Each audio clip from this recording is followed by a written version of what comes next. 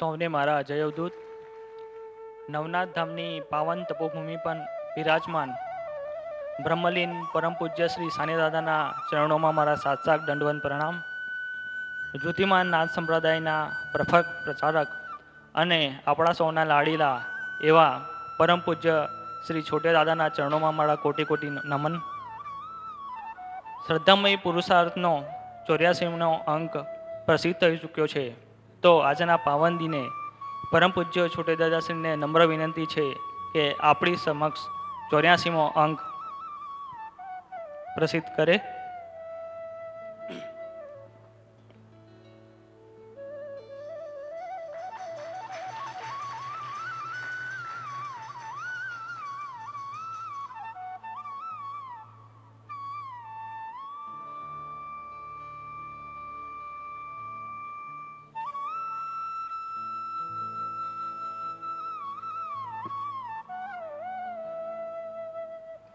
ખૂબ ખૂબ ધન્યવાદ. હાલના સમયમાં કોરોના મહામારીનો વિકરાળ સ્વરૂપ ધારણ કર્યું છે અને સંક્રમણ વધારે પડતું દેખાઈ રહ્યું છે. તો સૌ નાથ ભક્તોને ખાસ સૂચન કે માસ્કનો ઉપયોગ કરે, સેનિટાઈઝરનો ઉપયોગ કરે, સોશિયલ ડિસ્ટન્સિંગ મેન્ટેન રાખે અને આ મહામારીથી સાવચેતીને રહે કે જેથી એનું સંક્રમણ નહીં લાગે. હાલની મહામારીને જોતા અને એની અસરને જોતા સરકારશ્રીની એસઓપી પણ આવી ગઈ છે અને એસઓપી અનુસાર 30 એપ્રિલ સુધી જાહેર કાર્યક્રમો મેળાવડા જે છે એના પર અંકુશ લગાવી દેવામાં આવ્યો છે. તો સૌ એ એસઓપીનું પાલન કરે એનું પણ ખાસ ધ્યાન રાખે. આ એસઓપીને લઈ નવનાથ ધામ ખાતે રામનવમી અને અમર દિવસનો કાર્યક્રમ જાહેર ઉજવવાનો નથી એ કોઈ સૌ ધ્યાનમાં રાખે. નવનાથ ધામની પરંપરા મુજબ, રીતિ રિવાજ મુજબ આ બંને કાર્યક્રમો આશ્રમ પરિસરમાં મનાવવામાં આવશે, પરંતુ કોઈ જાહેર કાર્યક્રમ નથી. સૌ નાથ ભક્તોએ પોતપોતાના ઘરેથી યુટ્યુબ અને ફેસબુક પર જે ટેલિકાસ્ટ કરવામાં આવે એનો લાભ લેવાનો છે એ ખાસ ધ્યાન રાખે. બીજી વસ્તુ, નવરાત્રિ ચૈત્ર નવરાત્ર પર્વ ચાલી રહ્યું છે તો સૌ નાથ ભક્તો પૂજ્યશ્રી આપેલું અનુષ્ઠાન ઘરે બેસીને કરે અને પ્રાર્થના કરે કે કોરોના મહામારીનો જલ્દીથી જલ્દી અંત આવે. હવે આજના પાવન દિને પરમ પૂજ્ય છોટે દાદાશ્રીને નમ્ર વિનંતી છે કે એમની વિચાર ગંગા પ્રવાહિત કરે. જય અવધૂત.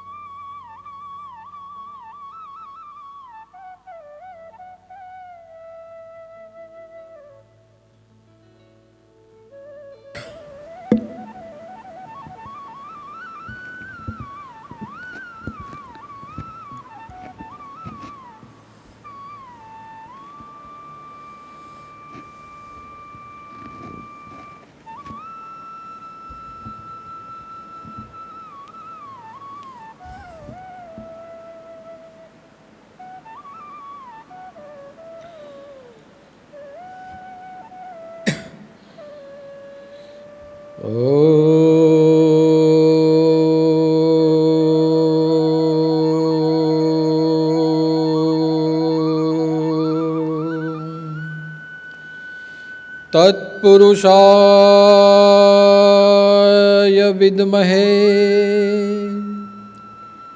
મહામીનાય ધીમહિ તન્નો વિષ્ણુ પ્રચોદયાત.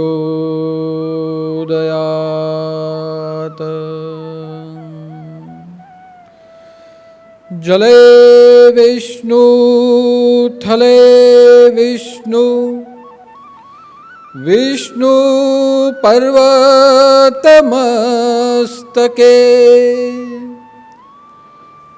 જ્વાલા માલા કુલે વિષ્ણુ વિષ્ણુમય સર્વ જગત સર્વમંગલ મંગલ્યે शिवे सर्वाच सार्धिके शरण्ये त्र्यंबके गौरी नारायणी नमोस्तुते। अवधूत चिंतन श्री गुरुदेव दत्त सद्गुरुदेव की जय। नवनाथ चिंतन श्री गुरुदेव दत्त। अम्बे मात की जय, योगेश्वरी मात की जय, काल भैरव नाथ की जय, सद्गुरु देव की जय। नवनाथ चिंतन श्री गुरुदेव दत्त।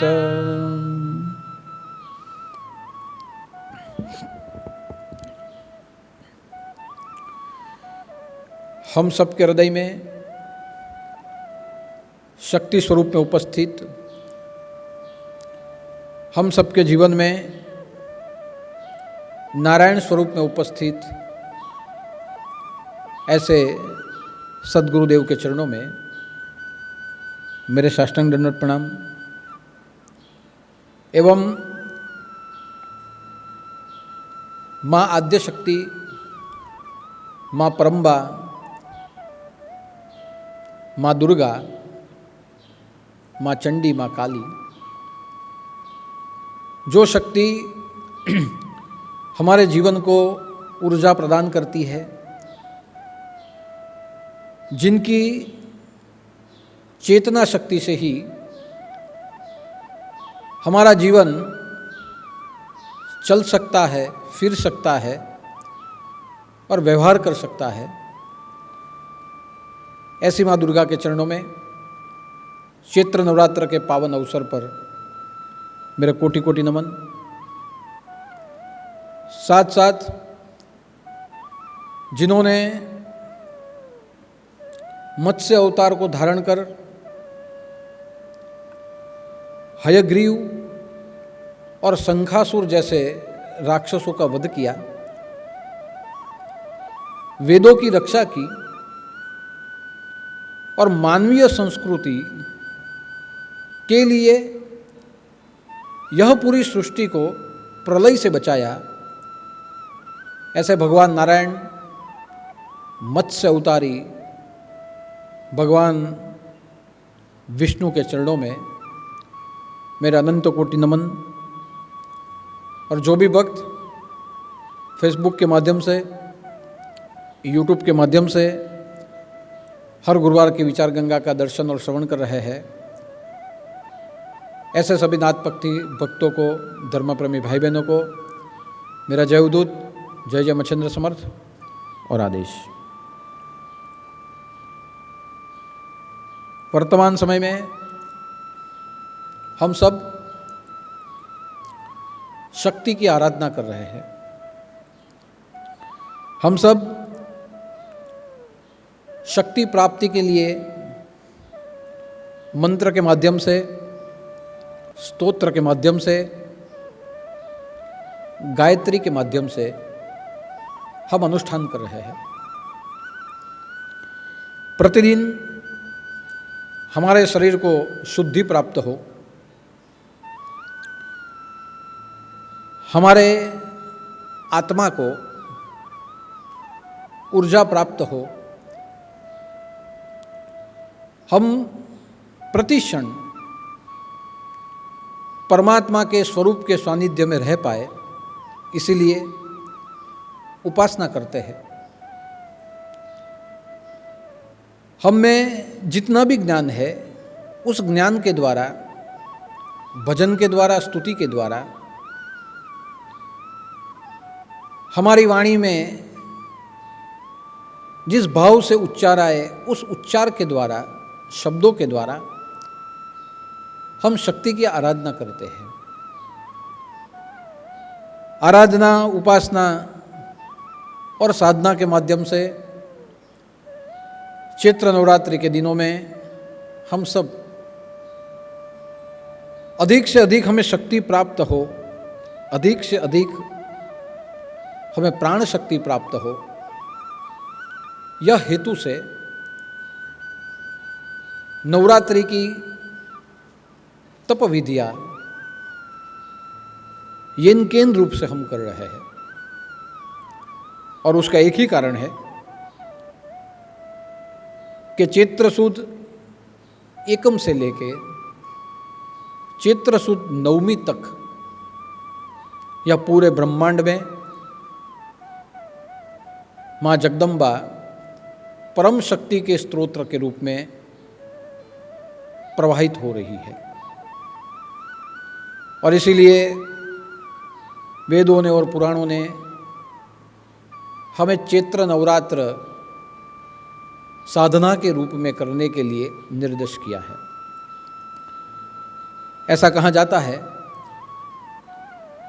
कि चैत्र नवरात्रि के ये 9 दिनों में माँ भगवती ने अपने भीतर से, अपने गर्भ से तेजोमयी ब्रह्मांड की उत्पत्ति की, हमें प्राण दिया, हमें आहार दिया, हमें प्रकाश दिया, हमें जल दिया, हमें थल दिया और इस जीव की जिंदगी को नूतन जीवन प्रदान किया। इसलिए चैत्र नवरात्र जैसे अवसर पर हमें चैत्र नवरात्रि के 9 दिनों तक प्रति मिनट, प्रति क्षण माँ दुर्गा के सानिध्य में रहना चाहिए, क्योंकि दुर्गा का चरित्र ही है कि दुर्गा दुर्गति शमनी, दुर्गा भय मोचिनी, दुर्गा भव मोचिनी, अर्थात जो हमारी दुर्मति का विनाश करे, जो हमारी दुर्गति रोके, जो हमारे अंदर से पैदा होते मृत्यु के भय को नाश करे, जो हमारे पुनः पुनः जन्म लेने वाले रहटमाल जिसे बोला जाता है उस फेरे को समाप्त कर दे, ऐसी जिसकी शक्ति और ऐसा जिसका वात्सल्य है, वो वात्सल्य माँ जगत जननी का है। इसलिए ऐसे महामारी के काल में हम सब अपने घर में बैठे हुए ही भय मोचिनी देवी का स्मरण कर रहे हैं। और आज योगानुयोग मेरे ख्याल से शायद पिछले 18 साल में योगानुयोग ये पहली बार ऐसा योग आया होगा कि चैत्र नवरात्रि में गुरुवार के दिन मत्स्य जयंती का अवसर आया है। हर बार नवरात्रि आती थी और हर बार नवरात्रि में गुरुवार के दिनों में माँ भगवती का स्मरण किया जाता था, प्रवचन किए जाते थे। लेकिन इस बार जब मैंने पंचांग देखा तो मैंने देखा कि एक सुवर्ण संधि योग है, या मानो कि सोने पे सुहागा है, कि चैत्र सुद तृतीया पे हर वर्ष मत्स्य जयंती आती है। लेकिन इस वर्ष चैत्र महीने में चैत्र सुद तृतीया के दिन, मत्स्य जयंती के दिन योगानुयोग गुरुवार आ रहा है। यानी यह ऐसा योग है जो योग हमें समझाता है, हमें सिखाता है कि ब्रह्मांड की उत्पत्ति, ब्रह्मांड का पालन, ब्रह्मांड का प्रलय या फिर ब्रह्मांड का संरक्षण केवल और केवल नारायण और नारायणी ही कर सकते हैं। यानी अकेले नारायण या अकेली नारायणी यह पूरे जगत का संचालन नहीं कर सकती। नारायण और नारायणी की शक्ति मिलके ही 84 लाख जीवों का पालन करते हैं। और इसलिए कहा जाता है कि परमात्मा जब भी अवतरित होते हैं, परमात्मा जब स्वरूप को साथ में रखते हुए रूप को धारण करते हैं, तो रूप को धारण करना उसका हेतु होता है जगत में धर्म संस्था स्थापनार्थाय, कि धर्म की स्थापना के लिए भगवान जन्म लेते हैं, धर्म की स्थापना के लिए भगवान अवतरित होते हैं, धर्म की स्थापना के लिए भगवान जले विष्णु, थले विष्णु, विष्णु पर्वत मस्तके के जड़ और चेतन पदार्थों से भगवान प्रकट हो जाते हैं। भगवान का प्रागट्य, भगवान का अवतरण, भगवान का जन्म केवल और केवल धर्म स्थापना के हित में ही होता है। दूसरा अर्थ कि धर्म की स्थापना तो करनी है, लेकिन साथ साथ धर्म का पालन कर सके, धर्म का संवर्धन कर सके, धर्म का विकास कर सके, इसलिए सज्जनों का परित्राण करना भी जरूरी है। अगर यह जगत में सज्जन ही नहीं होंगे, यह जगत में साधु संत ही नहीं होंगे, यह जगत में महापुरुष नहीं होंगे, दानी नहीं होंगे, तपी नहीं होंगे, सती और जति नहीं होंगे, या यह जगत में मानवतावादी मानवी नहीं होंगे, तो धर्म का संरक्षण, धर्म का प्रचार, धर्म का विकास कैसे होगा? इसलिए अवतार कार्य का दूसरा हेतु होता है परित्राणाय साधूनाम, कि धर्म संस्था स्थापनार्थाय, लेकिन धर्म की वृद्धि के लिए परित्राणाय साधूनाम, कि सज्जनों का रक्षण भी जरूरी है, सज्जनों की वृद्धि भी जरूरी है। यह दुनिया में जितने सज्जन होंगे उतना धर्म का फैलाव होगा, जितना धर्म का प्रसार होगा उतना मानवता का प्रसार होगा, जितना मानवता का प्रसार होगा उतनी यह सृष्टि करुणामयी, दयामयी, परमात्मा के सभी गुणों से युक्त रहेगी। यह पूरी सृष्टि वैकुंठ हो जाएगी। सृष्टि के सभी जीव पुण्यशाली होंगे, और जहां सभी जीव पुण्यशाली हो जाते हैं वहां दुख कभी नहीं होता, वहां क्लेश कभी नहीं होता, वहां नरक कभी नहीं होता। और इसलिए परमात्मा यह दो मुख्य हेतु को लेकर जन्म लेते हैं। साथ साथ परमात्मा का अवतरण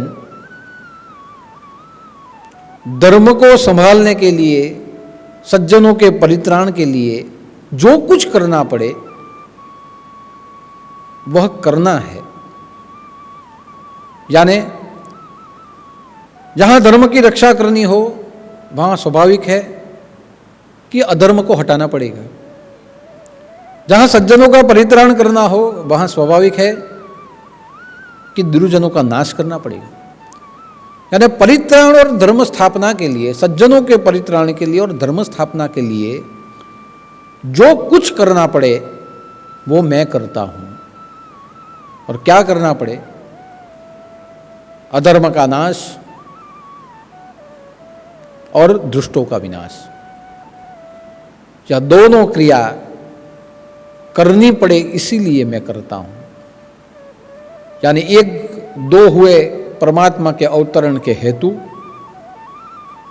और एक हुआ परमात्मा का कार्य कि विनाश करना पड़े तो मैं करता हूं, क्यों? मुझे धर्म का विकास चाहिए, मुझे सज्जनों का परित्राण चाहिए, यह सृष्टि मुझे पाप से मुक्त करनी है। और यह हेतु को साथ में रखते हुए, यह कार्य को लेते हुए भगवान संभवामी युगे युगे, हर एक युग में भगवान जन्म लेते हैं। लेकिन मेरा मानना है कि परमात्मा अजन्मा है, परमात्मा अज अपि सन्न, अव्यय आत्मा, कि परमात्मा अजन्मा है, परमात्मा अविनाशी है, परमात्मा अव्ययी है, जो निराकार है, जिसका कोई अंग ही नहीं है। ऐसा परमात्मा वो परमात्मा होता है। और इसलिए सभी प्राणी मात्र में सर्वभूत ईश्वरस्य, कि परमात्मा सभी प्राणी मात्र में सर्वभूतस्य सर्वभूत मात्र ईश्वरस्य अपि सन्नः, कि परमात्मा सभी प्राणियों का ईश्वर बने हुए बैठा है।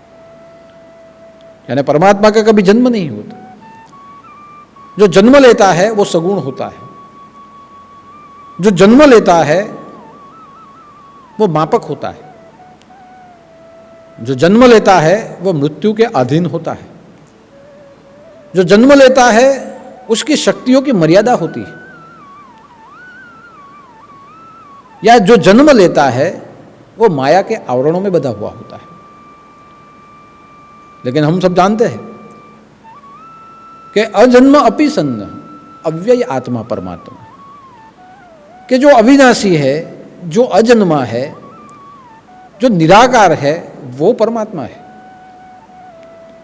और इसीलिए भूत मात्र ईश्वर अपि सन्य, कि वो सभी प्राणियों में ईश्वर बनते हुए प्रेरणात्मक रूप से आत्मस्वरूप में वो विराजमान है। और ऐसा परमात्मा यह सृष्टि में अवतरण करता है, सभी प्राणियों का स्वामी बनते हुए वह परमात्मा यह सृष्टि में अवतरित होता है। और इसलिए कहा गया कि संभवामी आत्मा मयया, कि जब परमात्मा जन्म लेते हैं यह पूरी सृष्टि में, तो परमात्मा अपनी माया के साथ जन्म लेते हैं। यानी उसका कहने का तात्पर्य ही ये हुआ कि परमात्मा प्रकृति स्वाम अधिष्ठाय, कि प्रकृति को साथ लेते हुए, उसका आधार लेते हुए, संभवामी आत्मा मयया, कि परमात्मा यह सृष्टि के ऊपर प्रकट होते हैं। जो अविनाशी है वही परमात्मा प्रकृति के आधार से माया का, अपनी योग माया का उपयोग करते हुए यह जगत में अवतरित होते हैं। अगर परमात्मा माया को साथ में न रखे तो परमात्मा ने जो योजना बनाई है धर्म स्थापना करने की, परित्राण करने की साधुओं का और दुष्टों के विनाश की जो योजना है, वो योजना सफल नहीं होगी। इसीलिए परमात्मा प्रकृति को आधार में रखते हुए माया का उपयोग करते हुए जन्म लेते हैं। अब देखिए कि राम अवतार हुआ, राम तो मर्यादा पुरुषोत्तम थे, फिर भी राम और सीता जब वनवास गए और सीता जी का हरण हो गया, तो भगवान राम का व्यवहार एक सामाजिक व्यक्ति के जैसा था। सीता जी का हरण हो गया तो भगवान को दुख हुआ, भगवान को चिंता हुई, भगवान को वियोग हुआ। वो हर जगह पे सीता को ढूंढने के लिए व्यग्र होकर घूमते थे। और जब उनके यह रूप को देखा जाए तो हमें पता चलेगा कि ये मायावी रूप, कि क्या भगवान ऐसे रोते हैं? अगर भगवान चिंता ही नहीं करेंगे, भगवान रोएंगे ही नहीं, तो रावण को मारने के लिए, जहां रावण तक जहां पहुंचना है वहां पहुंचने के लिए जिन जिन शक्तियों की आवश्यकता थी, ऐसे व्यक्तियों को एकत्रित करना, यह कैसे संभव हो पाता? यानी भगवान ने एक माया रची कि सीता का हरण हुआ और भगवान उसके वियोग में हर जगह पे रोने लगे। जल से, थल से, सभी प्राणियों से, मनुष्यों से भगवान सहायता मांगने लगे। और सबने सहायता के रूप में जब सब एकत्रित हो गए तो रावण के विनाश की योजना वहां सफल हो गई। यानी भगवान ऐसी माया रचते हैं जिस माया में हमें वो अपने जैसा लगे, और जहां माया में भगवान अपने जैसे लगते हैं वहीं तो उसकी योजना सफल हो पाती है। इसीलिए कृष्ण अवतार में भी आप देख सकते हैं कि भगवान का रूप था बांसुरी। भगवान ने अपने हाथों में बांसुरी ली थी, भगवान गाय चराते थे, भगवान गोपियों के साथ रास खेलते थे, भगवान माखन चोरी करते थे। ये सब उसकी माया का रूप था। और ऐसी माया का रूप धारण करते हुए भगवान ने धीरे धीरे धीरे भगवान वृंदावन से मथुरा छोड़ते हुए भगवान द्वारका तक पहुंचे और भगवान ने पांडवों को साथ में लेते हुए धर्म स्थापना की। यानी जो हमें मोहित करता है, जो हमें दिखता है, ऐसी मायाओं को रचते हुए भगवान अपनी योजना को सफल कर देते हैं। ऐसी माया को रचते हुए भगवान धर्म स्थापना के लिए सज्जन पुरुषों का संशोधन करते हैं। जैसे अर्जुन की खोज हुई कि धर्म स्थापना तो मैं कर दूं, लेकिन यह धर्म को संभाल कौन सकता है? तो युधिष्ठिर। धर्म स्थापना में किसका सामर्थ्य में उपयोग कर सकता हूं? तो वो था अर्जुन। तो ऐसे पात्रों को भी, सुपात्रों को भी, ऐसे सज्जनों को भी भगवान नियुक्त करते जाते हैं। उनका उपयोग करते हुए ये धर्म स्थापना होती है। और इसलिए भगवान ने कहा कि मैं तो माया को साथ लेके जन्मता हूं, प्रकृति के अधीन होकर मैं जन्मता हूं, और जन्म लेके मेरे उद्देश्यों को मैं साकार करते हुए यह पूरी दुनिया को मैं दिखाता हूं कि मैं स्वयंभू प्रकट होता हूं। लेकिन जब भगवान माया रूप लेके प्रकट है, स्वरूप तो होता है, लेकिन उसके रूप में हम मोहित हो जाते हैं, हम भ्रमित हो जाते हैं। वो नर है कि नारायण, उसे हम समझ नहीं पाते। अगर दुर्योधन को पता ही चल गया होता कि भगवान नारायण है तो दुर्योधन ऐसे दुस्साहस नहीं करता। कंस को पता ही चल गया होता कि भगवान नारायण है तो भगवान के सामने वो शस्त्र नहीं उठाता। हिरण्यकश्यप को पता ही चल जाता कि ये नरसिंह रूप में जो आया है अर्ध मानवी है और अर्ध पशु का शरीर है, ऐसा दुनिया में हो ही नहीं सकता, ये परमात्मा ही है। तो हिरण्यकश्यप शरणागति स्वीकार लेता। लेकिन जो दुष्ट है, जो दुराचारी है, जो पापी है, जो अहंकारी है, वह परमात्मा को न समझ सके, इसीलिए परमात्मा मायावी रूप धारण करते हैं। और इसलिए गीता ने तो कहा है, भगवत गीता ने,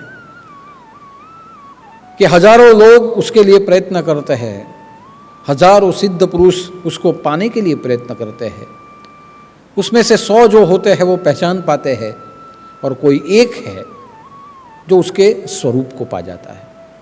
आप सोचिए कि कोई एक ही होता है जो उसके अव्ययी स्वरूप को जान पाए, अविनाशी स्वरूप को जान पाए।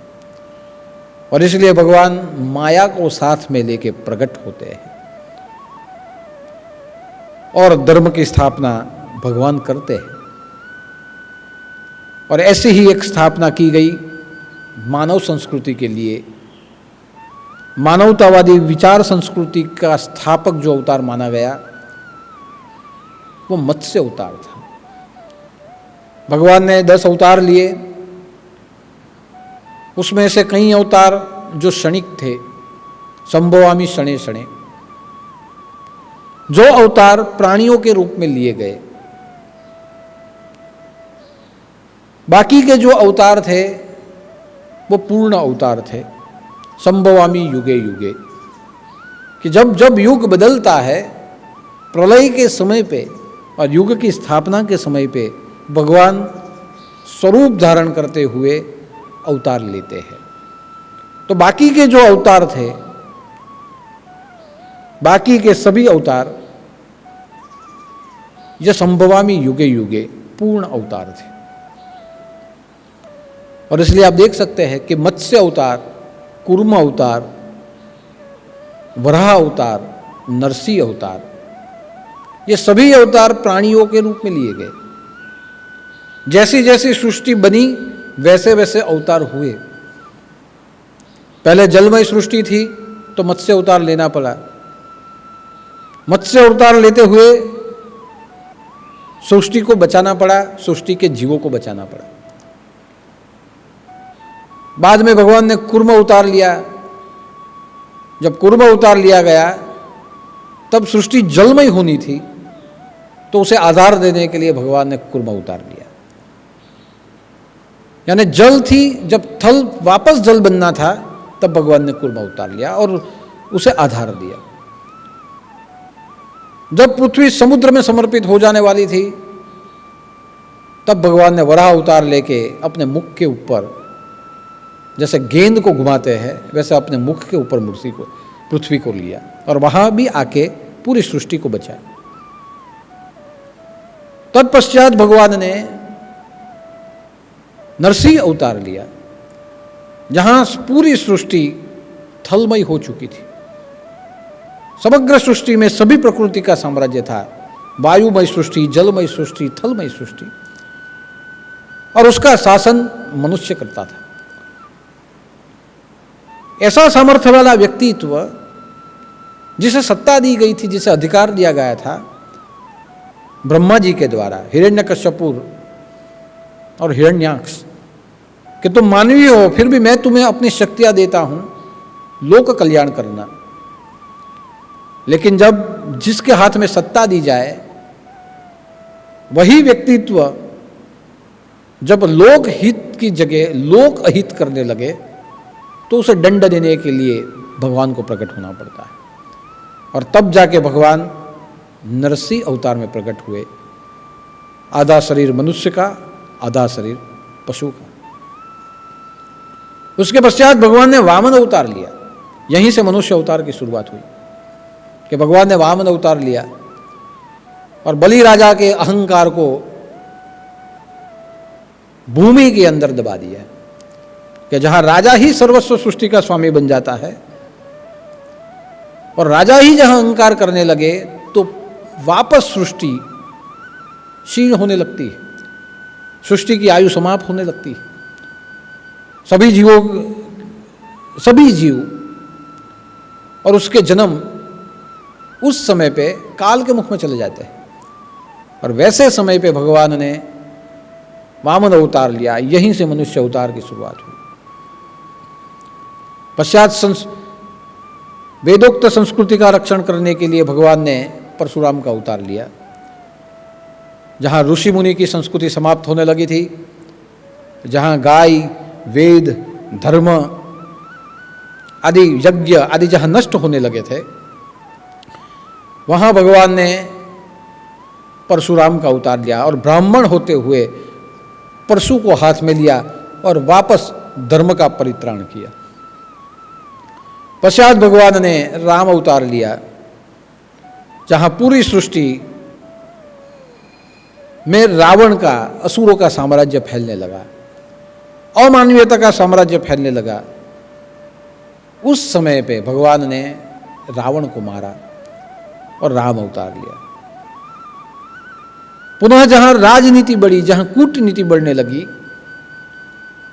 और मानवता को तो नुकसान था ही, लेकिन तमाम मानवियों को जहां नुकसान था, उस समय पे भगवान ने कृष्ण अवतार लिया।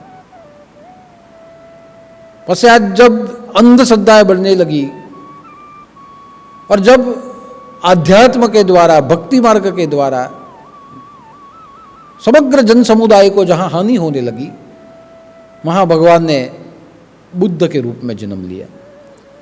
यानी आप देख सकते हैं कि भगवान बुद्ध ध्यान रूपी, भगवान बुद्ध तपेश्वर रूप है, वो ध्यानी है। वहाँ कोई कर्मकांड उनके पास नहीं। जो भी साधनाएं थी वो तपाचरण की साधनाएं थी, मन की मानसिक साधनाएं। और ऐसी साधनाओं के द्वारा सत्य, प्रेम, दया, धर्म और करुणा के जो मूल्य थे, जो दैविक गुण थे, वो मानवों के भीतर में पुनः स्थापन हुए। और बड़े बड़े राजा और महाराजाओं ने हिंसा का मार्ग छोड़ते हुए अहिंसा का मार्ग अपना लिया। वहाँ भगवान ने बुद्ध अवतार लिया। और जब घोर कलयुग हो जाएगा तो कली के काल से मुक्त करने के लिए भगवान कल की अवतार धारण करेंगे। तो यहाँ ही हमें समझना है कि सृष्टि के संरक्षण, की सृष्टि को बचाने के लिए, धर्म को जागृत रखने के लिए, धर्म की वृद्धि हो सके, इसीलिए सज्जनों का पालन करने के लिए भगवान पुनः पुनः अवतार लेते हैं। और ऐसा ही एक अवतार है जो अवतार योग माया को साथ में रखे हुए भगवान ने प्रकट किया। जो क्षणिक अवतार था वो था मत्स्य अवतार। हम सब जानते हैं कि ब्रह्मा जी सृष्टि का निर्माण करते हैं। ब्रह्मा जब सृष्टि का निर्माण करते हैं और निर्माण करने के बाद वह सृष्टि को भी एक आयुष्य दिया जाता है। और आयुष्य का मतलब होता है कि ब्रह्मा का एक दिन यानी सृष्टि का एक युग, ऐसा आयुष्य वर्षों के रूप में, समय के रूप में ये सृष्टि को भी दिया जाता है। उस आयुष्य के जैसे जैसे आयुष्य बढ़ता जाए वैसे जीवन में, जीवों में, संस्कृति में, प्रणालिकाओं में, परंपराओं में नया नया परिवर्तन आते रहता है। ज्ञान से विज्ञान और विज्ञान से यंत्र की ओर पूरा युग चला जाता है। वेद होते हैं शास्त्र, शास्त्र से शस्त्र की ओर चले जाते हैं। ऐसे नए नई उसकी अवस्थाएं निर्माण होती रहती। तो भगवान ने, ब्रह्मा जी ने पूरी सृष्टि को निर्माण किया। निर्माण करने के बाद भगवान ने सोचा कि अब मैं थोड़ी निंद्रा ले लूं। जैसे भगवान को निंद्रा आई, ब्रह्मा जी को, और जैसे निंद्रा आई वैसे उनकी आलस में से एक राक्षस प्रकट हुआ। देखिए, आलस प्रकट होता है तो उसमें से भी उस समय पे राक्षस पैदा होते थे। यानी मैंने बीच में गुरुवार पे प्रवचन किया कि आलस दानव के समान है। तो भगवान को जी भी जब आलस आता था उसमें से एक राक्षस पैदा होता था। तो राक्षस पैदा हुआ। वह राक्षस का नाम था हयग्रीव। हयग्रीव नाम का राक्षस पैदा हुआ। पैदा होते ही महाकाय बन गया। ब्रह्मा जी निंद्राधीन हुए। राक्षस ने देखा कि यह पूरी सृष्टि का अभी स्वामी तो मैं ही हूं, क्योंकि जिनके द्वारा, जिनके मुख से मैं उत्पन्न हुआ हूं वो तो निंद्राधीन है और मैं ही उसका संतान हूं, यानी अभी पूरी सृष्टि का स्वामी मैं हूं। तो क्यों नहीं मैं भी एक नई सृष्टि निर्माण करूं। उसने देखा कि सृष्टि निर्माण कहाँ से हुई, उसके नियम, उसकी व्यवस्था कैसे हुई। तो उसे ख्याल में आया कि ब्रह्मा जी ने 4 वेदों के माध्यम से, उसके आधार से, उसके मूल्यों के आधार से उसकी व्यवस्था की है और ये सृष्टि का निर्माण किया है। हयग्रीव ने 4 वेदों को चुरा लिया और 4 वेद लेके वो समुद्र में चला गया कि अगर ब्रह्मा उठे और मुझे पकड़ ले और मेरे से ये वेद छीन ले इससे अच्छा है कि ये वेदों को लेके मैं समुद्र में चला जाऊं। वो समुद्र में चला गया। वो समुद्र में चला गया। ब्रह्मा जी तो निंद्राधीन हुए। तब जगत के पालनहार भगवान विष्णु ने सोचा कि कैसे करके भी मुझे यह वेदों को वापस लाना होगा, हयग्रीव का विनाश करना होगा। अगर वेद वापस नहीं आए, वेद अगर क्षीण हो जाएंगे या किसी गलत व्यक्ति के हाथ में लग जाएंगे, तो यह सृष्टि का नियम, क्रम, धर्म सब बदल जाएगा। जो सृष्टि मैंने सज्जनों को निर्माण करने के लिए की है, धर्म की स्थापना के लिए की है, उसमें अधर्म की स्थापना हो जाएगी, दुर्जनों का निर्माण हो जाएगा और पृथ्वी के ऊपर पाप का भार बढ़ेगा। तो मुझे कुछ भी करते हुए समुद्र के तल से, जहाँ ये वेद रखे हैं, वहाँ से मुझे ये वेदों को लाना होगा। इसके लिए मुझे असुर का संहार करना होगा। अब भगवान ने सोचा कि मानव बन के तो मैं कैसे जाऊं। अगर ये पूरी सृष्टि को बचाना है तो मुझे जल स्वरूप ही होना पड़ेगा, या कुछ ऐसी योनि मुझे धारण करनी पड़ेगी जहां वेद रखे हैं वहां तक मैं पहुंच पाऊं। भगवान ने सोचा कि योग्य समय आएगा, योग्य कोई व्यक्ति मुझे मिलेगा, तो मैं मेरी माया को साथ में रखे हुए, प्रकृति का अधिष्ठान करते हुए मैं जन्म लूंगा। उसी समय वहाँ द्रविड़ देश में मलयाचल नाम का पर्वत था। वहाँ कृतमाल नाम की एक नदी बहती थी। उस मलयाचल पर्वत के ऊपर चंदन के वृक्ष ज़्यादा थे, यानी वहाँ से हवा भी जाती थी तो कितने किलोमीटर तक वहाँ चंदन की खुशबू आती थी। तो ऐसा रमणीय एक स्थल था। और उस स्थल में एक राजा, सत्यव्रत नाम का एक राजा, साधुओं के जैसा जीवन जीता था, ऋषियों के जैसा जीवन जीता था, और वो अपना आश्रम बना के हुए वहाँ वो रहता था। मलयाचल ये चंदन का पर्वत है, वहाँ काफ़ी मात्रा में चंदन के वृक्ष हैं, और इसीलिए जब भगवान को पूजा पाठ में जब चंदन चढ़ाते हैं तब श्लोक बोला जाता है कि मलयाचल संभूतम चंदनागरु संभवम चंदन देव देवेस्थम स्नानार्थम प्रतिगृह्यताम, कि मैं चंदन के जल से भगवान को स्नान करवाता हूँ, भगवान के शरीर पे चंदन को मैं लेप लगाता हूँ। ये चंदन क्या है? मलयाचल पर्वत से पैदा हुआ, उत्पन्न हुआ ये चंदन है। मलयाचल संभूतम चंदनागरु संभवम। ऐसे चंदन की महिमा, जब भगवान को पूजा में चंदन लगाते हैं तब ये श्लोक बोला जाता है। तो उसी चंदन के पहाड़ के सानिध्य में सत्यव्रत नाम का राजा तपस्वियों का जीवन जीता था। हर रोज यज्ञ यागादि करता था, ब्रह्म मुहूर्त में उठता था, नदी में स्नान करता था, और स्नान करते हुए हाथ में अर्घ्य लेते हुए वो सूर्य नारायण को चढ़ाता था। और उसके जीवन का एक ही धर्म था कि जो मुक प्राणी है, जो बोल नहीं सकते ऐसे प्राणी है, उसकी सेवा करनी है। भगवान ने योग्य पात्र को ढूंढा, और जिस समय पे, यानी चैत्र सुद, जिस समय पे वह नदी में स्नान करने के लिए गया, और नदी में स्नान करने के लिए गया और हाथों में अंजलि लेके अर्घ्य देने के लिए गया, उस समय पे उसके हाथ में एक छोटी सी मछली पानी के साथ आ गई। वो छोटी सी मछली पानी के साथ आई, उसने अपने हाथ में मछली को देखा। उसने सोचा कि ये मछली कितनी सुंदर है, मेरे हाथों में आ गई, चलो वापस उसे समुद्र में छोड़ दूं।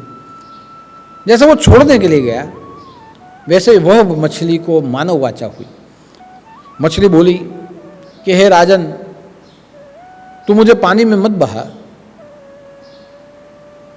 समुद्र में कई ऐसे जीव हैं जो मुझे मार डालेंगे, इसलिए मैं तेरे शरण में आई हूं। तो मुझे तू अपने साथ ले जा और अपने घर में रख, ये सरोवर में मुझे मत डालना, मेरे प्राण की तू रक्षा कर। राजा ने सोचा कि इतनी सुंदर मछली अपने प्राण की रक्षा के लिए मुझे प्रार्थना कर रही है। राजा ने ये मछली को लिया, अपने कमंडलू में डाला, उसमें पानी डाला और अपने कुटीर तक लेके गए। पूरा दिन वो मछली वो कमंडलू में घूमती रही। रात को जब राजा अपनी कुटीर में सो गए, दूसरे दिन देखा तो वो मछली बड़ी बन चुकी थी, कमंडल के आकार की बन चुकी थी। उसका शरीर बड़ा हो चुका था एक रात में।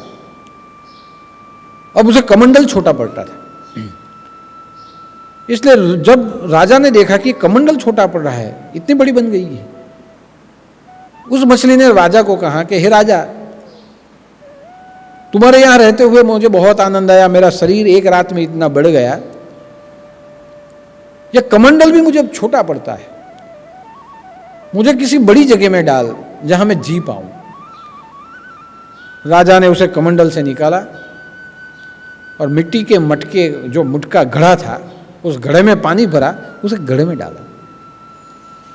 दूसरा दिन हुआ, मछली का आकार घड़े जैसा हो गया। एक रात में वो वापस बढ़ गई और उसका आकार घड़े जैसा हो गया।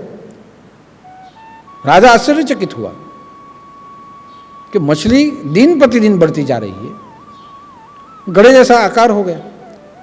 मछली ने वापस राजा को कहा कि राजा, मैं तेरे साथ बहुत खुश हूं, देखो मेरा शरीर एक दो दिन में कितना बढ़ गया है, मैं आज घड़े जैसी हो गई। अब ये घड़ा मुझे छोटा पड़ता है, मुझे कष्ट होता है, मुझे तू घड़े से निकाल के किसी और जगह पे, किसी बड़ी जगह पे मुझे ले जा, जहां मैं पानी में रह सकूं। राजा ने सोचा कि ये मछली घड़े से अच्छे सरोवर में रह पाएगी, तालाब में रह पाएगी। राजा ने वो मछली को तालाब में छोड़ा, मछली तालाब में चली गई। दूसरे दिन राजा उस तालाब के पास गया, मछली का शरीर उस तालाब के जितना बड़ा हो गया। वापस मछली ने कहा कि राजा, ये तालाब मुझे छोटा पड़ता है, बिना पानी के मैं जीऊंगी कैसे, मुझे कहीं और जगह पे ले जा, मुझे समुद्र में डाल दे, मुझे नदी में डाल दे, जहां मैं आराम से जी पाऊं।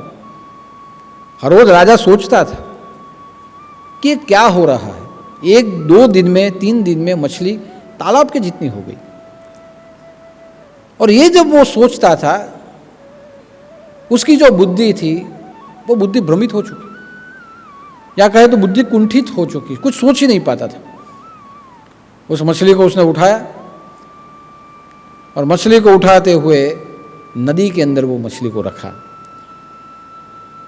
एक दिन हुआ, मछली का शरीर नदी से भी बड़ा हो गया, सरिता से बड़ी मछली हुई। राजा आश्चर्यचकित हो गया कि बड़ी ये मछली तालाब से निकलती हुई नदी में डाली तो उसका शरीर नदी से बड़ा हो गया।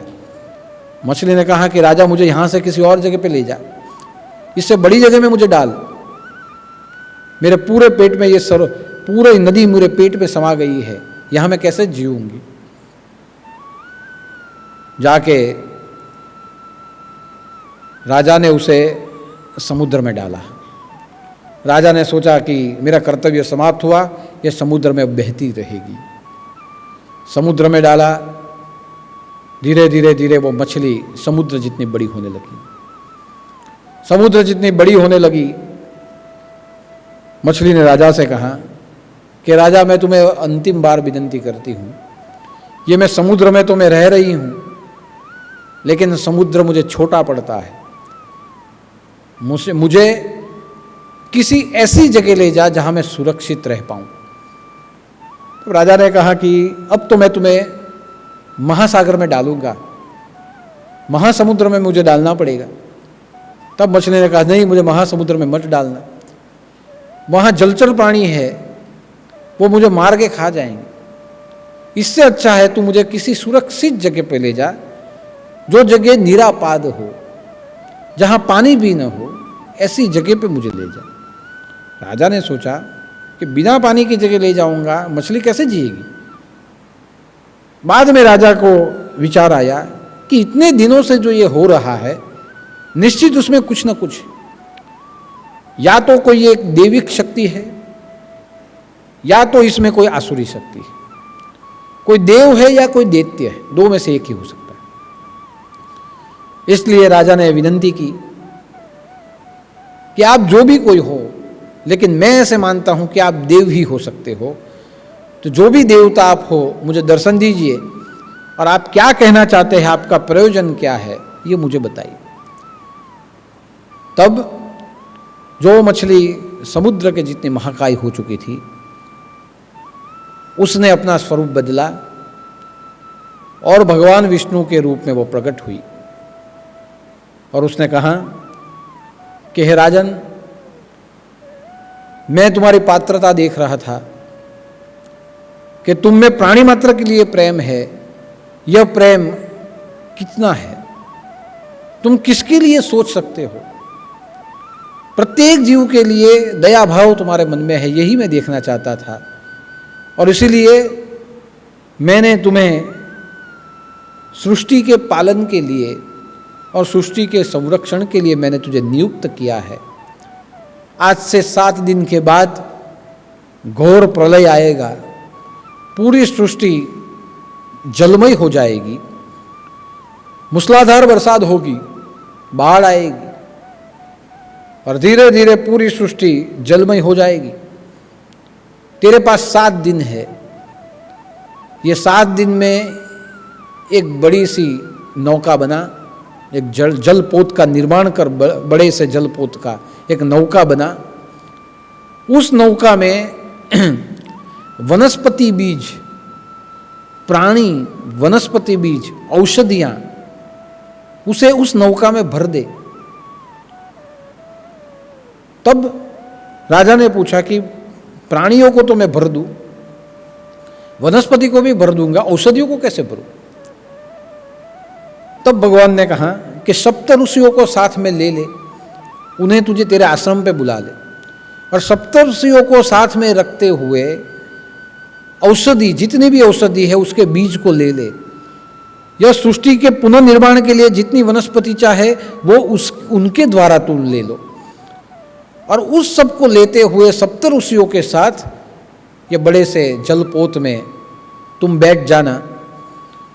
तुम्हारी नौका पानी में तैरेगी, लेकिन जब तूफान बढ़ जाएगा और नौका डूबने के समय आएगा तब डरना मत, मेरा स्मरण करना, मैं स्वयं वहाँ प्रकट हो जाऊंगा।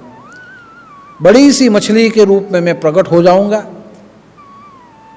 उसी समय पे वासुकी नाग भी प्रकट होगा और वासुकी नाग मेरे माथे पे जो सिंग है उस सिंग के साथ तुम्हारी और रस्सी बनते हुए तुम्हारी नौका को बांध देगा और तुम्हारी नौका नहीं डूबेगी। जैसे प्रलय शांत हो जाएगा उसके बाद पुनः सृष्टि का निर्माण तुम्हें करना है। बराबर 7 दिन दिए गए। राजा ने 70 ऋषियों को बुलाया, वनस्पति बीजों को एकत्रित किया, औषधियों को एकत्रित की, ग्रंथों को अपने साथ में ले लिया और यह प्राणियों को अपने साथ में लिया। सबको साथ में लेते हुए नौका में बैठ गया। 7 दिन, 7वें दिन महाप्रलय शुरू हुआ। थल था, वहाँ जल होने लगा, मूसलाधार बरसात होने लगी। धीरे धीरे धीरे धीरे पूरी सृष्टि जलमय होने लगी। तूफान बढ़ने लगा। नौका तो समुद्र में जा रही है, लेकिन जैसे नौका डगमगी, भगवान को प्रार्थना की, भगवान मत्स्य रूप लेके वहाँ प्रकट हुए। इतना बड़ा भगवान ने रूप लिया, बहुत बड़ी मछली का रूप लिया, पूरे विश्व को संभाले इतनी बड़ी मछली का रूप लिया। वहाँ वासुकी नाग आया। वासुकी नाग ने नौका को, डोर बन गया वासुकी नाग, नौका को उसने बांधा और अपनी एक छोर से भगवान जहाँ मछली बने थे वहाँ उसके ऊपर सिंग था, उस सिंग के ऊपर दूसरी डोर बांध दी। और वासुकी नाग एक बाजू से नौका को पकड़े रखा, दूसरी बाजू से मछली के सिंग को उसने पकड़ा। और जितनी भी तूफान होता था, जितना भी नैया डगमगती थी, डूबने नहीं दी, उसको पकड़ के रखा। और शास्त्रों ने, ग्रंथों ने तो ऐसे ही भी कहा है कि धीरे धीरे धीरे धीरे करके वो नौका हिमालय की चोटी तक पहुंची। तो ऐसे जब प्रलय शांत हुआ, पूरी सृष्टि समाप्त हो गई, तो जिस समय पे प्रलय हो रहा था उस समय पे भगवान ने मत्स्य अवतार रूप धारण करके राजा सत्यव्रत को ज्ञान दिया। और वो जो ज्ञान दिया गया, वो जो पुराण बना, उसे मत्स्य पुराण कहा गया। जैसे अर्जुन को भगवान ने ज्ञान दिया, वैसे ही ज्ञान मत्स्य रूप धारण करते हुए ऐसे ही गीता का ज्ञान सत्यव्रत को भी दिया। इसलिए कभी जब आप गीता पढ़ो तो गीता के शुरुआत के अध्याय में ही आता है कि भगवान अर्जुन को कहते हैं कि अर्जुन, ये मैं गीता आज ही तुझे नहीं, अकेले को नहीं सुना रहा, ये गीता मैंने कई बार आगे सुनाई है। मैंने सूर्य को सुनाई, सूर्य के पश्चात मैंने विवत्सवा को सुनाई, विवत्सवा के पश्चात मैंने उसके पुत्र मनु को सुनाई, सत्यव्रत को सुनाई, और वही सत्यव्रत का नाम पड़ा मनु। बाद में मैंने आज ये गीता में तुम्हें सुना रहा हूँ। यानी जो मैं तुझे गीता सुनाता हूँ वो वैसे मैंने 3-4 बार पहले तेरे जैसे पात्रों को मैंने सुनाई है, वही गीता मैं आज तुझे सुनाता हूँ। यानी मत्स्य अवतार रूप धारण करके सत्यव्रत को जो ज्ञान दिया गया, वो ज्ञान भी गीता का था। तो आप देखिए कि धर्म स्थापना के लिए जो सज्जन नियुक्त होता है उसे भगवान गीता के ज्ञान से अभिभूत करते हैं, जैसे अर्जुन को किया गया था। सब ज्ञान दिया गया। बाद में भगवान ने राजा सत्यव्रत को कहा कि जो मैंने ज्ञान दिया है, ये मेरा ज्ञान मानवतावादी ज्ञान है, मेरा ज्ञान मानवता लक्षी ज्ञान है, मानवीय संस्कृति वाला ज्ञान है, अमानवीय संस्कृति वाला नहीं, दैविक संस्कृति वाला मैंने तुझे ज्ञान दिया है। तो यह ज्ञान को साथ में रखते हुए, सप्तऋषियों के ज्ञान को साथ में रखते हुए, वेदों के अनुसंधान से ये सृष्टि का निर्माण कर। और बाद में जो वनस्पति बीज थे, प्राणी बीज थे, वो सब जगह पे डाले गए। उसमें से वनस्पति औषध पैदा हुए, जलचर प्राणी पैदा हुए, भूचर हुए, खेचर हुए, और धीरे धीरे मनुष्य की उत्पत्ति हुई और एक नए युग की शुरुआत हुई। यानी आप देखिए कि सतयुग में ही 4 बार प्रलय हो गया। सतयुग में मत्स्य अवतार प्रलय से सृष्टि को बचाया गया।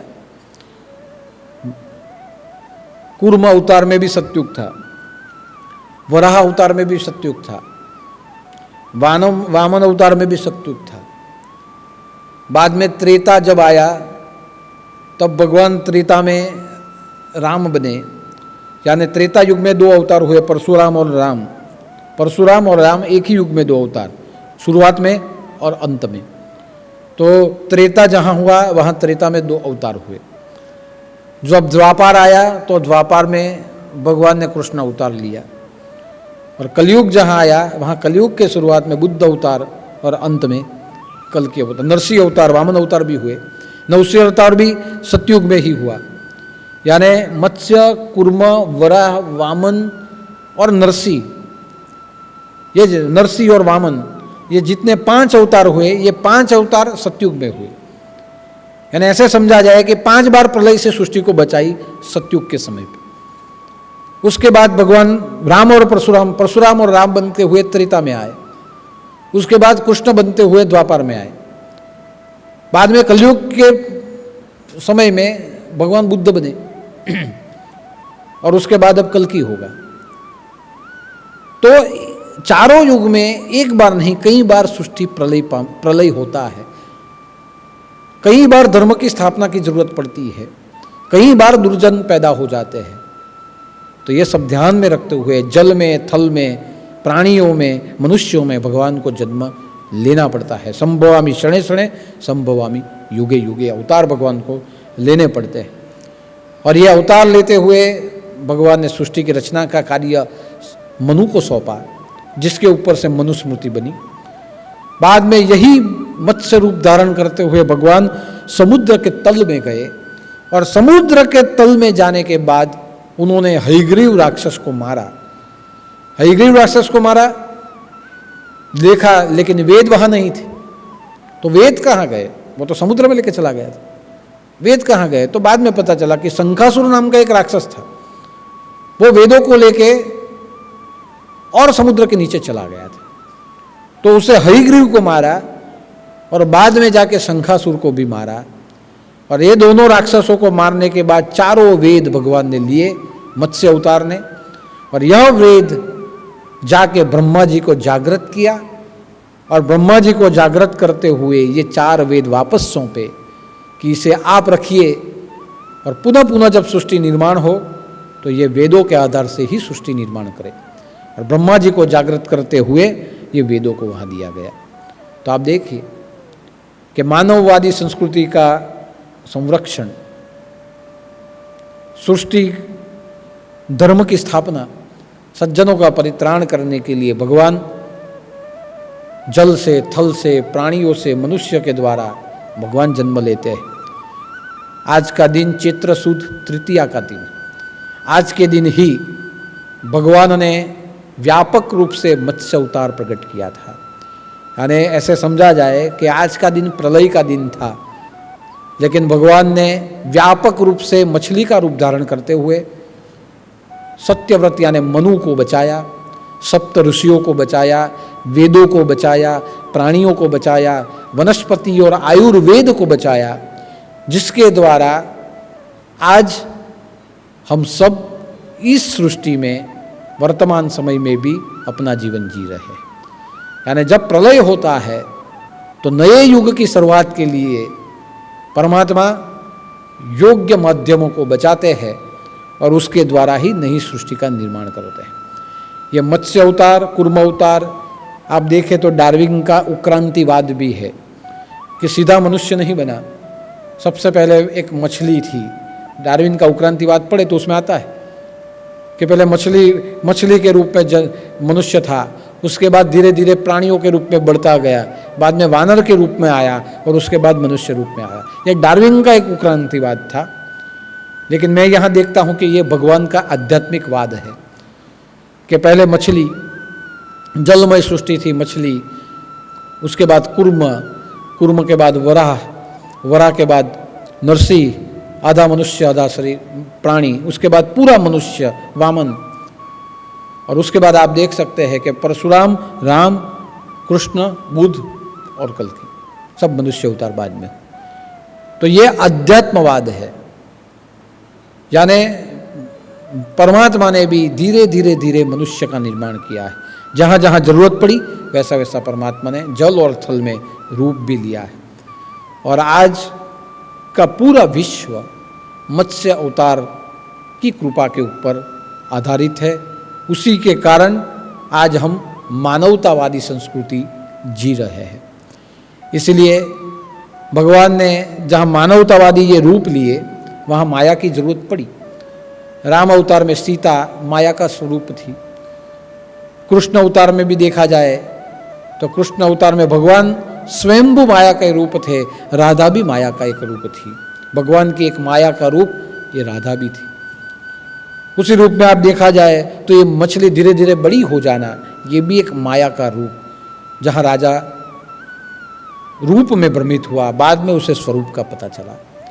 तो माया को साथ में लेते हुए, प्रकृति को अधिष्ठान करते हुए भगवान धर्म स्थापना करते हैं, साधुओं का परित्राण करते हैं और प्रत्येक बार मानवीय संस्कृति की रचना करते हैं। इसलिए आज का दिन नर और नारायण दोनों की कृपा का दिन है। नारायण और नारायणी की कृपा का दिन है। नारायण और नारायणी की कृपा से ही हम सब आज भी इस जगत में जी रहे हैं। इसलिए चैत्र नवरात्र ये नारायणी यानी शक्ति का स्वरूप और मत्स्य अवतार यानी नारायण की कृपा, ये दोनों शक्तियाँ एकत्र हुई तब जाके आज हम अपना जीवन जी रहे हैं। तो हम सब दो हाथ जोड़ते हुए भगवान नारायण के चरणों में, देवी नारायणी के चरणों में, भगवान के मत्स्य अवतार आपके चरणों में, हमारे वेद ग्रंथों के चरणों में, हमारे सप्त ऋषियों के चरणों में प्रणाम करते हुए हमारे गुरुदेव को भी प्रणाम करते हैं और 25 बार गुरु मंत्र बोलते हुए मन से प्रार्थना करते हैं कि आपने यह सृष्टि का निर्माण किया है, आप ही सृष्टि का रक्षण करने वाले हो, आपने ही हमें आपकी कृपा के अधीन रखा है। हम जितना भी समझ पाए उतना हम समझते हैं और इतना ही मानते हैं कि हमारा जीवन भी सद्गुरु कृपा से आप जहाँ हो उसी दिशा में गति कर रहा है। तो हमारे जीवन में दया, करुणा, प्रेम, शांति, अहिंसा जैसे गुण निर्माण होते रहे और हम भी सृष्टि के सभी जीवों को सहयोग देते रहे और दुराचार से हम दूर रहे, ऐसी प्रार्थना आपके चरणों में करते हैं। जो महामारी फैली है, ये महामारी के प्रलय से पूरी सृष्टि को भगवान बचाए, ऐसी प्रार्थना महामारी से विश्व मुक्त हो, इसीलिए भी नारायण और नारायणी के चरणों में हम करते हैं। 25 बार गुरु मंत्र बोलते हैं।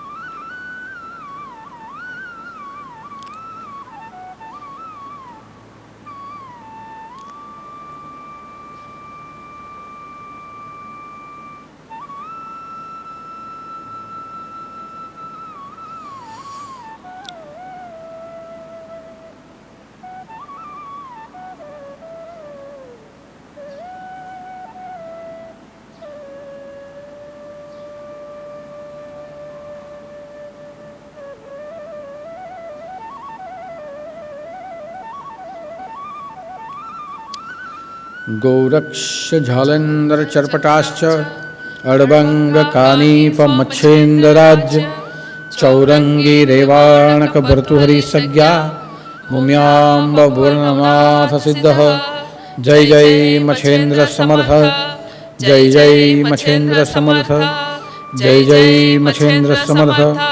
स्वामीनाथ महाराज की जय, छोटे दादा की जय।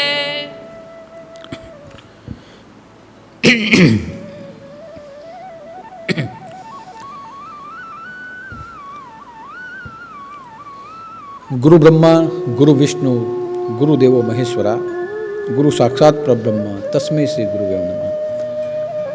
गुरु तत्व के लिए हमेशा श्रद्धा रखते हैं कि ब्रह्मा विष्णु महेश स्वरूप सद्गुरु होते हैं। त्वमेव माता च पिता त्वमेव, त्वमेव बंधु च सखा त्वमेव, त्वमेव विद्या द्रविणम त्वमेव, त्वमेव सर्वम मम देव देव। हम सद्गुरु तत्व के लिए ये भी मन में श्रद्धा रखते हैं कि माता पिता भाई बहन ज्ञान धन शांति यह जो भी कुछ है वो देने वाला भी सद्गुरु ही होता है। इसलिए सर्व जगत गुरु तत्व अधीन है और गुरु तत्वमय है। और ऐसे ही एक गुरु तत्व रूपी महापुरुष जिसे हम सब जानते भी थे, जिनके सानिध्य का हमने अनुभव भी किया था, ऐसे महापुरुष परम पूज्य 1008 महामंडलेश्वर श्री विश्वंभर भारती बापू, जिनका आश्रम जूनागढ़ और सरखेज में है, वह महापुरुष तारीख 11 और रविवार अप्रैल महीने में ब्रह्मलीन हो चुके हैं। हम सबके लिए यह दुखद समाचार है कि ऐसे महापुरुष जिनके ज्ञान का हम बार बार मार्गदर्शन लेते थे, वह महापुरुष 93 साल की उम्र में ब्रह्मलीन हुए। रविवार के दिन सुबह 2:30 बजे उन्होंने अपना शरीर, उन्होंने अपना आत्मा परमात्मा में लीन किया। अपने आश्रम सरखेज में वो ब्रह्मलीन हुए और उसके समाचार धीरे धीरे पूरे विश्व में फैले। यह समाचार मुझ तक जब आए तो मुझे बहुत दुख हुआ कि हमारे गुरु समान व्यक्तित्व, या जिनमें मैं स्वयं बार बार हमारे गुरुदेव साने दादा की अनुभूति करता था, ऐसे परम व्यक्तित्व, ऐसे आध्यात्मिक व्यक्तित्व 11 तारीख को हम सबके बीच से अपना शरीर छोड़ते हुए अपने आत्मस्वरूप को उन्होंने ब्रह्मलीन किया। यह समाचार जब मैंने सुने मुझे बहुत दुख हुआ और उनके साथ जितनी भी मैंने क्षण बिताई थी, ये सभी क्षण मैं पूरे दिन तक उसे याद करते रहा। उनके साथ जो मैंने जो क्षण बिताई अविस्मरणीय थी, अनमोल थी। उसका जितना मैं चिंतन करूं उतना ही मेरे अंदर उनका प्रेम बार बार मुझे याद आता है। और यह मैंने अकेले ही अनुभव नहीं किया था, हम सब ने किया था। गिरनार में 2019 और दिवाली में हमने गिरनार में प्रोग्राम किया। वह प्रोग्राम हमने भारती बापू जी के आश्रम में ही किया था। भारती बापू उस समय पे हरिद्वार जाने वाले थे, लेकिन उन्होंने मुझे वचन दिया था कि आपका प्रोग्राम जहां तक है वहां तक मैं रहूंगा। उन्होंने हरिद्वार जाना कैंसिल किया और 3 दिन तक हम सबके साथ वो प्रोग्राम में उपस्थित रहे। प्रोग्राम में अपना सानिध्य उन्होंने हमें दिया, अपना वात्सल्य दिया। और हर रोज जब प्रवचन पूरा होता था, प्रवचन की शुरुआत में और प्रवचन के अंत में वो हमें प्रवचन देते थे। और मैंने उनको रिक्वेस्ट भी की थी कि बापू आप गरबा गाइए। और योग माया का जो भी गरबा था वो गिरनार में उन्होंने गाया था और हम सबको शक्तिवर्धक किया था, मानो प्राण प्रतिष्ठा हो गई थी।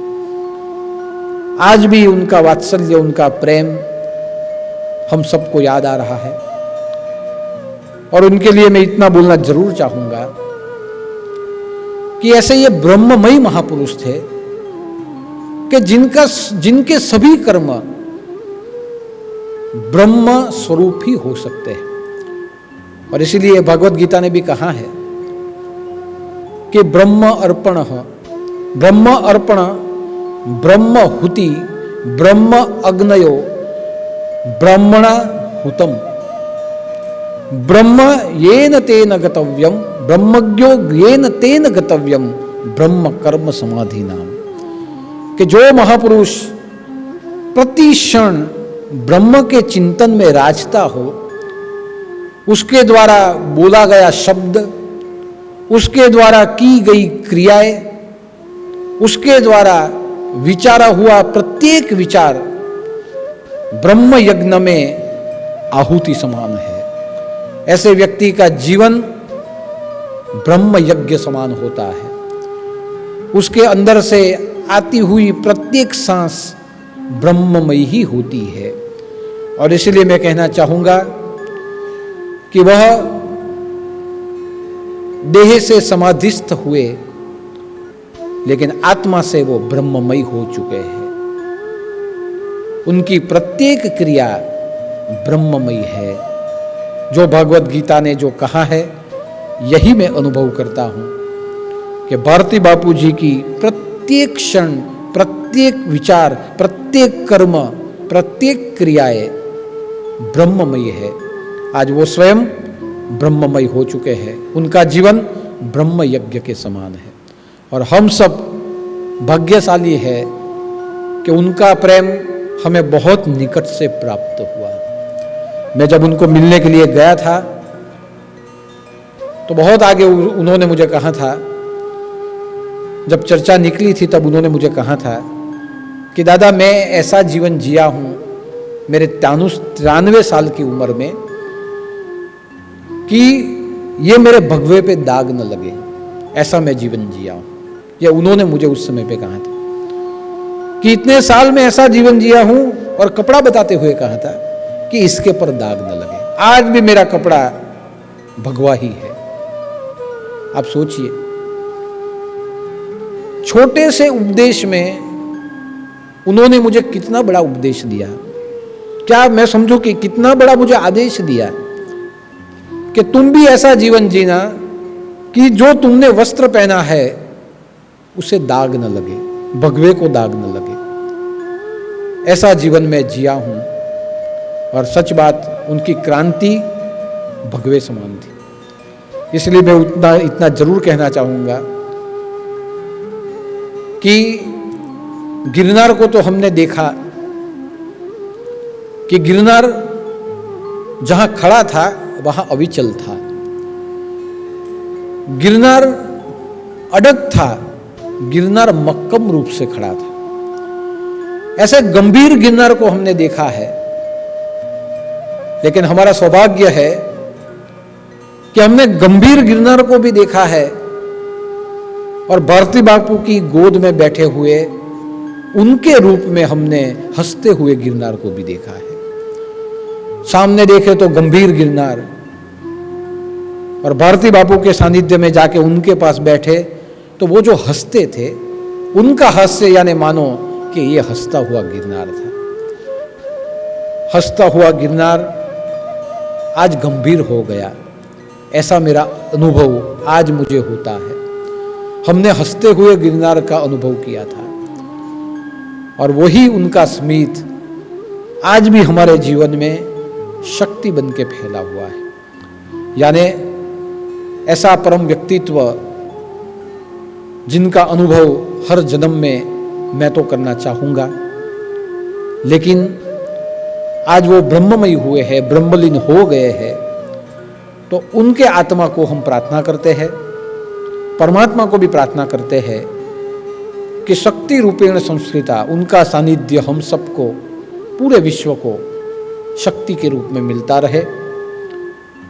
उन्होंने अपनी सरखेज के आश्रम की जवाबदारी वहाँ 2 महंतों को दी है, और जहाँ हम गिरनार गए थे गिरनार की जवाबदारी हरिहरानंद भारती बापू को दी गई और लघु महंत के रूप में महादेवगिरी बापू को दी गई है। वैसे ही सरखेज में भी उन्होंने ये जवाबदारियाँ सौंपी है दूसरे महंतों को। तो जिन जिन को उनका उत्तरदायित्व प्राप्त हुआ है वह भी उनके मार्ग पर चलते हुए पूरे विश्व में धर्म का प्रचार और प्रसार करे, उनको भी शक्ति प्राप्त हो। भारती बापू के आत्मा से हमें भी शक्ति प्राप्त हो और पूज्य भारती बापू ऐसे ही सदा हंसते हुए हमारे अंतर में हमें ऊर्जा और शक्ति देते रहे, ऐसी हम प्रार्थना परमात्मा से भी करते हैं, उनके चरणों में भी करते हैं। 2 मिनट के लिए हम सब मौन ग्रहण करते हैं। जो भी नाथ भक्त YouTube के माध्यम से आज की श्रद्धांजलि सुन रहे हैं उनको भी मैं कहना चाहूँगा कि 2 मिनट के लिए सब जहाँ भी बैठे हैं वहाँ से भारती बापू के स्मरण में 2 मिनट हम मौन करें। पूज्य भारती बापू सदा हमारे जीवन में रमते रहेंगे, ऐसी हम कामना परमात्मा से करते हैं। तो 2 मिनट के लिए हम सब पूज्य भारती बापू के चरणों में मौन करें।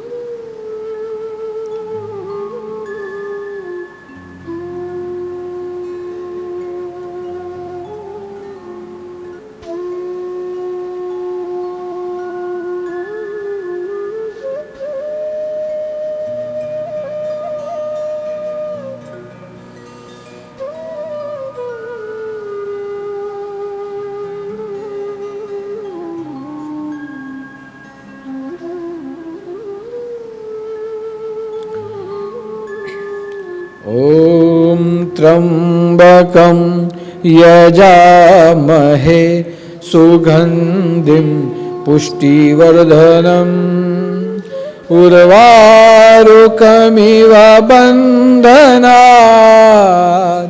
मृत्योर्मोक्षीयमामृतात्।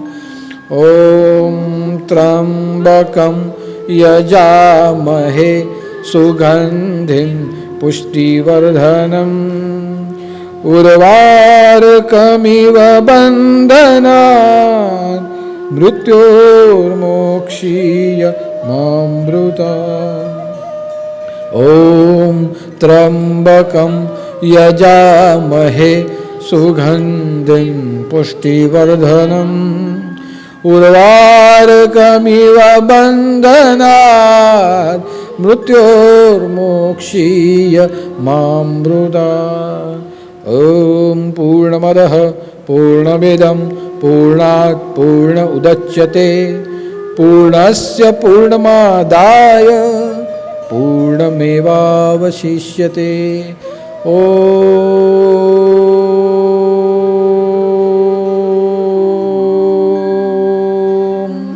शांति शांति शांति।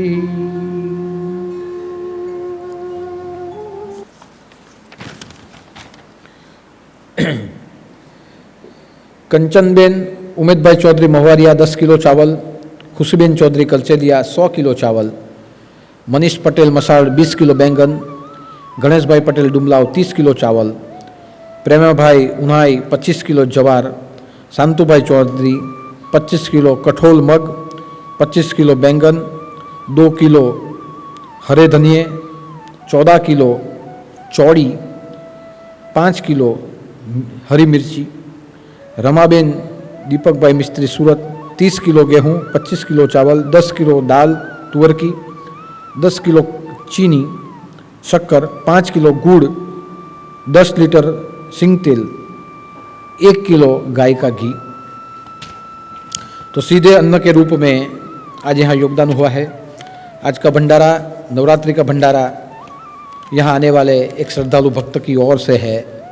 उन्होंने कहा है कि ये गुप्त भंडारा रहेगा, तो जिन्होंने भी ये भंडारा किया है उनके लिए भी मैं प्रार्थना करता हूँ, उनका जीवन तंदुरुस्त रहे, स्वस्थ रहे। दूसरी बात कि कोरोना महामारी का प्रकोप बहुत व्यापक रूप से बढ़ रहा है और घर घर कोरोना के केस आ रहे हैं।